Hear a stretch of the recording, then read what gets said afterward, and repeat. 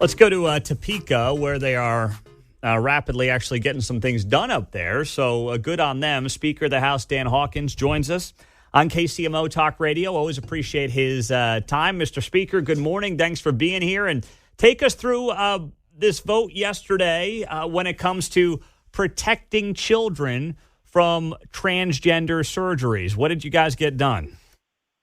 Good morning, Pete. That was a really big piece of legislation that had been worked on for a long, long time.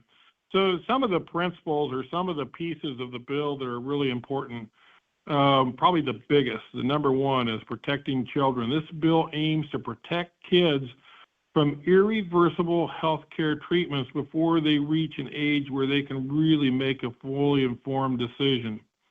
So that's important because many times what's happened across this nation is kids are allowed to make a decision that they don't even understand yet.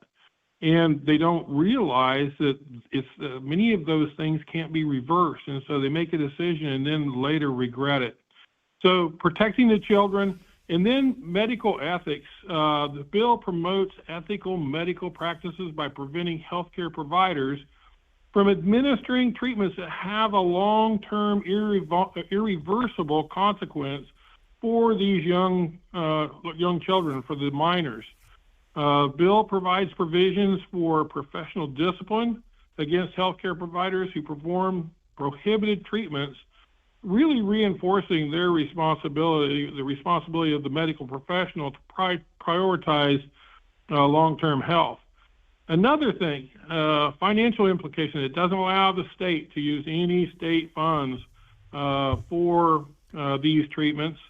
Legal recourse, because the name of the bill is help not harm.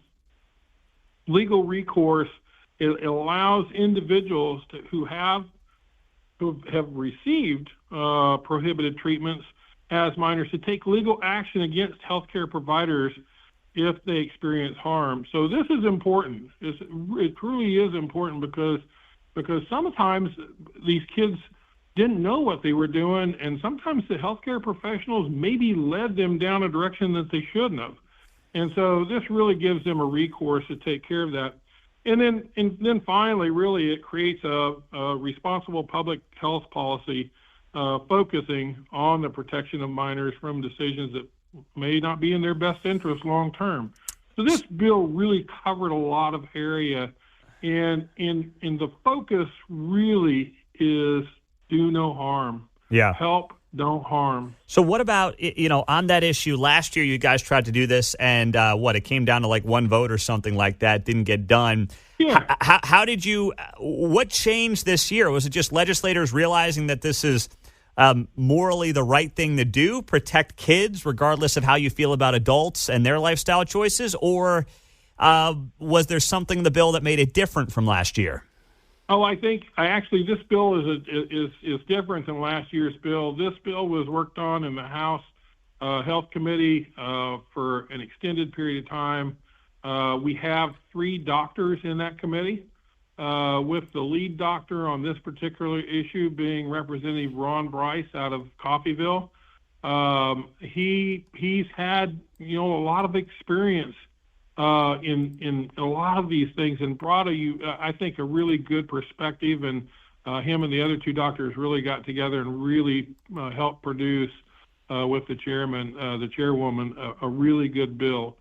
So it's different this year. It's going to be received much different. We should have the veto override. We had 80. We had 4 people gone yesterday, but those 4 people all will vote for it. So that gives us our 84. So we should have the veto override available to us. We're pretty sure the governor will veto it. She vetoed the one last year also. How do you feel like we should be in pretty good shape. How do you feel like things are looking in the Senate?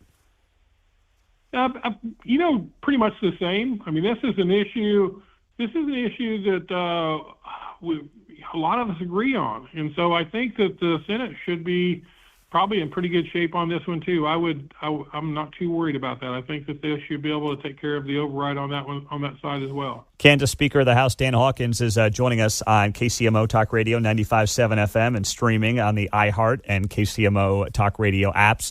So, Mr. Speaker, what about the tax debate that is ongoing? You guys tried to get tax policy in place earlier in this session. It did not work. You're back to the drawing board. It looks like you've got something new that I believe, if I have this right, is starting on the Senate side. But the broader question is, how confident do you feel that some kind of tax cut will be given to Kansans when all is said and done this session?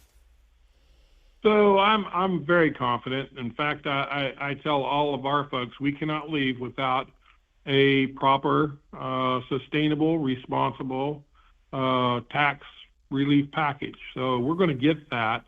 It's just a matter of what it looks like. We tried the first one, and I really thought that we would have the override, and we ended up not. We had 5 people. So you know what I have to do is when that happens, you have to sit down and talk with those individuals and find out where they're at, why they didn't vote for it, what we can do to make it better to where they can vote for it. And we've been in that process now for a week and a half, meeting with these folks, and it's been very productive. I hope sometime before the end of next week that we come out with the next tax package.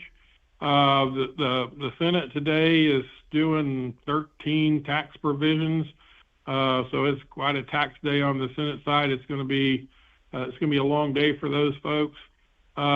It's really about getting those provisions that they're looking at into conference, so we can really look at them and analyze them and decide what this next package is. But we really couldn't come out with the next package until they had this day. So today's a big day for them, and then next week we will be putting together the next package to come out. Whatever you pass, do you foresee any tax cut having to be done with an override of Governor Kelly, or do you foresee yourself putting together a tax package that she would potentially vote or, I guess, sign into law? Because I know she's got a tax plan out there, but you guys want some kind of income tax relief, and that's a non-negotiable for her. So do you foresee any way?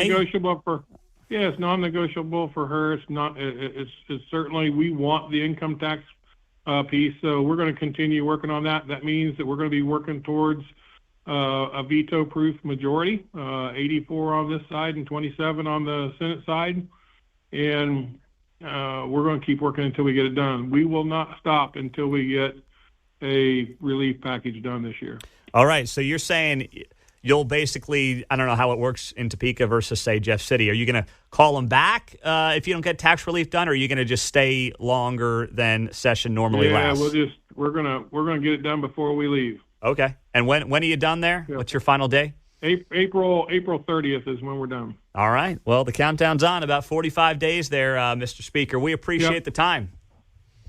Absolutely. Thank you, Pete. All right. That is Speaker of the House in Topeka, Dan Hawkins on KCMO Talk Radio.